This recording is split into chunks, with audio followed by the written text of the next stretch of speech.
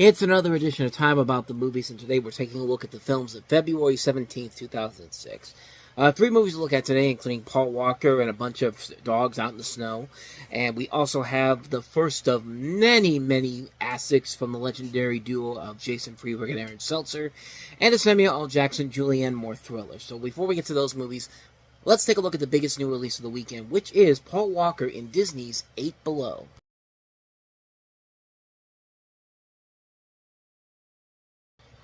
Boy, Frank Marshall directed a lot of movies in different climates. Like, it started off with Arachnophobia, which took place in California, and then he did Alive, which took place in the snowy mountains. Then Congo, which took place in the African jungles. I think it was the African jungles, but now we have 8 Below, and he's back in the snow again.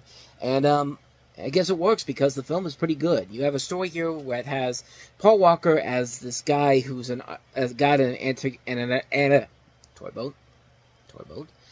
A guide at an Antarctic research base who risks his life and the lives of his colleagues to save his dogs. And if you watch that trailer closely, it says 8 Below, but yeah, I don't think 8 dogs are going to survive the end of this movie, it looks like. But yeah, the movie itself actually is really good. It's actually one of the better Paul Walker non-Fast and Furious movies, if not the best one in general, because it is a really good movie, and it definitely plays to the strengths of why Paul Walker was such a good actor, because, you know, there's a lot of scenes of him where he's got to work with these dogs in general here, and they do a pretty good job of making these dogs look like capable actors. I mean, I swear the first time I saw this, I thought this was a much serious sequel to Snow Dogs, because half the dogs in here literally look like the dogs from Snow Dogs. I mean, it's like they took the CG out of Snow Dogs and said, let's just make a real movie with real dogs is involved in here, and yeah, it makes for a much better movie in general here. You have a good little ensemble cast that includes Bruce Greenwood, Moon Bloodgood, Jason Biggs, and like I said, I've said it before, there's just something about these movies that take place in the snow that's just very comforting to me. Like I see this in the theater, and I'm just like, okay, you know, it's February, it's cold outside, there's snow all over the ground. I'm all in on it, man. I've talked about movies like this before, where just the idea of a movie that's all covered in snow right around winter time, it just works for me. Like, it's my comfort food thing. Like, these movies just do something for me in general. Plus, the movie overall really is well done. It's a really engaging adventure film. You know, you do get invested in the dogs trying to get back home. You know, Paul Walker does a very good job on the role here, and the action and the intensity is very strong in general. It's a really good movie, and one I definitely recommend checking out. It's one that definitely is more than worth the watch. Not much more to say about this one, but yeah, definitely check it out, 8 Below. So with that said, let's go ahead and get on to our next movie, which is the spoof comedy. I guess you should put spoof in quotation marks, and comedy as well, because it's not really all that funny, but it's probably the best movie these guys have done, which isn't really saying a whole lot, but this is Date Movie.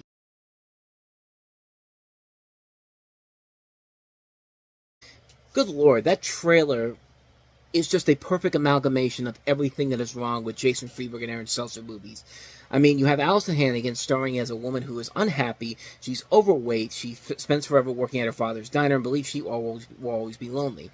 Then it's until she meets Grant Fuck Your Daughter, comedy. Before they have their dream wedding, they must meet each other's parents and survive the scheming Andy, who's played by Sophie Monk. And yeah, you could see all the references in there, and that's literally what they are in this movie. References. There's no storyline in particular here, except the main one being My Big Fat Greek Wedding, Meet the Parents, a little bit of Bridget Jones's Diary, but they throw in stuff like Hitch. You know, you see it in the trailer, Hitch, The Wedding Planner. You know, there's a little bit of Kill Bill in there. There's The Lord of the Rings, Mr. and Mrs. Smith. It's just all over this movie. And as I said before, this is probably the only movie where it at least makes sense for a spoof movie in general here. This is on the level of something like A Spy Hard, which coincidentally was also written by Jason Freeberg and Aaron Seltzer, except that one that had Leslie Nielsen in it, but this does not. And there's a lot of good people involved in this movie. Allison Hannigan can be really good, you know. Eddie Griffin can be funny at times, you know. Tony Cox can be very funny. You got Fred Willard, Jennifer Coolidge. I mean, there's a lot of really good talent in here, but unfortunately, that's all this movie is. It's just reference after reference after reference. And like I said before, this is the most sane film that these guys have done, because it gets much worse as we go along here. I mean, it literally does get worse and worse and worse. Epic movie, disaster movie, Meet the Spartans, Vampire Suck. I mean, these movies keep getting progressively worse because these two guys knew that if they could just keep making movies that are relatable for the time, but will be dated almost immediately, and idiots will still go to see it because there's literally nothing else for there. And this is the same kind of humor. This is the same kind of strategy that Sony used for like what we talked about a couple weeks ago with When a Stranger Calls. Like, if we just put bad horror movies out there, get the money on the first weekend, and then we'll be done after that. Like, we'll be set because we make these movies for such small budgets that we have no intentions on ever making anything of noteworthiness after the fact. And yeah, this was a small budgeted film, and guess what? It made 4 times its budget, which means that keep trotting out the terrible movies, and like I said, it's only going to get worse from this point forward. Enjoy this because, yeah, this is the best of the best. This is the best of the bunch, which even then isn't saying a whole lot because, yeah, everything that's wrong with these two directors in this movie. It's not a funny movie. It's not a clever movie. It wastes a lot of good talent in here. It's a bad movie. It's a bad movie. And like I said, it's the most tolerable of the movies that we're going to get to with these guys involved in it. So buckle up because it's only going to get worse from here. So not much more to say about Date Movie. So let's go ahead and move on to our last film, which is Freedom Land.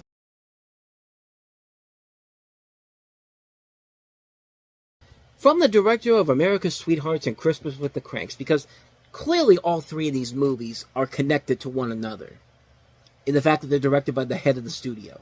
No joke, this is directed by Joe Roth again, who literally was the head of the studio, Revolution Studios at the time. But in this movie, you see Samuel L. Jackson as a black police detective who must solve a strange case of a kidnapped boy and deal with a big racist protest. The woman whose kid is kidnapped is Julianne Moore. I said last time that Edie Falco was in it. I thought she was the second main character in the movie, but no, she's in the film, but it's Julianne Moore who's the main character in here.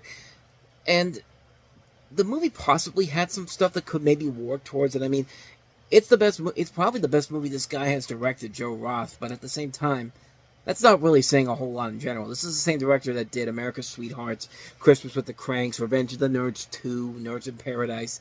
But yeah, saying this is the best movie from him is like saying Date Movie is the best movie made by Freeburg and Seltzer. That's literally about as low of a bar as you can possibly get with a movie like this. And it just works because Samuel Jackson, like I said with The Man, like the guy does put 110%, even in the bad movies like this. And this is not a very engaging mystery whatsoever. You could pretty much figure out what the twist is going to be right from the get-go, and there's nothing about it that really makes it stand out or have this strong message to it. And it's just another bad movie by Julianne Moore too. Maybe 2004 wasn't just maybe she was just having a bad stretch of movies around this time, because yeah, this is another one that just doesn't work all that well. Yeah, just a lot of wasted potential, big disappointment with the people involved. Such a bad movie, man. And just when you think that the dumping months are gone, the dumping weeks are gone. Well, then again, we did have 8 Below, so maybe they are gone, and this is still studios thinking that they still have something, and then not so much. So yeah, that's Freedom Land. And so with all that said, we wrap up another edition of Time About the Movies. We'll take a look at 3 more movies to wrap up the month, including Tyler Perry's follow-up to Diary of a Mad Black Woman, Medea's Family Reunion, the animated feature from the Weinstein Company, Dougal, and we'll also look at Running Scared, and which is another Paul Walker movie, actually. But we'll take a look at those movies on the next episode. But until then, thank you so much for watching. And if you want to see more videos like this, please hit the playlist on the next page. Check out the previous episode. And also don't forget to hit the like, subscribe, and notification button if you want to know when new videos come out, because we do post every single day here. So with all that said, I am off. I will see you guys next time. And until then, as always, take care.